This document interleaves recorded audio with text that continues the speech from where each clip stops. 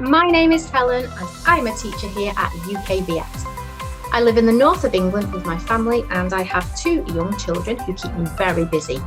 When I'm not teaching, I like to walk my dog, Joey, go for runs and cook delicious food. One of my favourite foods to make at the moment and eat is sushi, and one day I would love to travel to Asia and explore the traditions and cultures. It's an area of the world I've never visited and I would love to, and I'm even practising using my chopsticks to be good at that.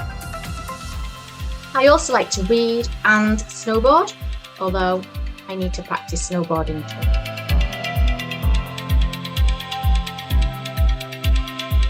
I have a degree in French and Italian, and a primary PGCE qualification with an MFL specialisation.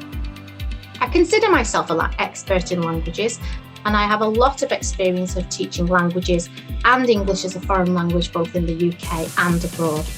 The majority of my teaching experience has, however, been in early years and Key Stage 1, and I would consider this to be my passion as I love the creativity it can bring. I love to teach early reading, writing and phonics, as these are some of the most essential skills that a child can have.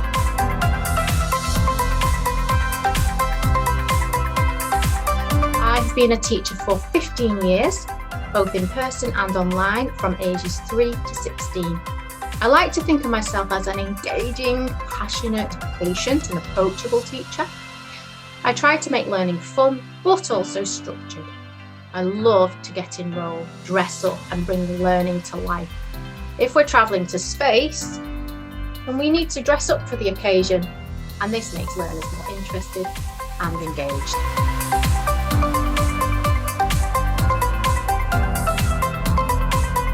I think providing a purpose for learning is essential, so knowing why we're doing something is also very important. If we're looking at addition, well, we need to know that how much money we're spending when we go to the shop and how much change we're going to get. So linking learning to everyday life is a great way to do that.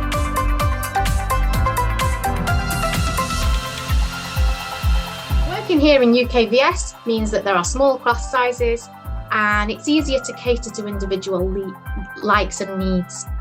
I try to encourage learners to think critically, ask questions and show curiosity, and I'm also a firm believer in making mistakes. Making mistakes is an important part of the learning journey, and as long as we can learn from them, mistakes are positive, and I try to encourage everybody to see that. I also aim to build strong relationships both with learners and parents. Learners are more likely to thrive when they feel comfortable and at ease after all. I'm always eager to help my students as much as I can, and I will go out of my way to support them in any way possible.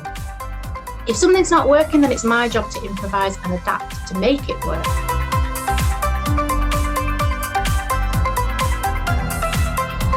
I once had a learner who was struggling a lot with the anti-clockwise letters C, O, A, D, G and Q. An endless practice was becoming demotivating and frustrating for him.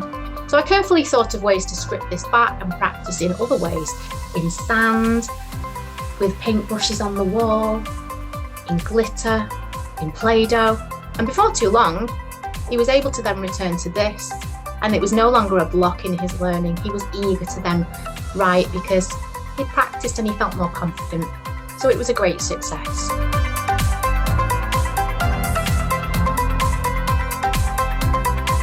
I think a lot of people are concerned with online about their children being engaged, and this is a challenge as an online teacher. However, I would never get children to sit and listen for endless periods of time. And I'm a big fan of active learning. Learning through movement and actions and song is the key to staying involved in a lesson, in particular an online lesson. I can see very well if anyone's attention's drifting off, and I try to do things like brain gym in order to just refocus attention. With young learners, you must be able to adapt, and this is one way to do that.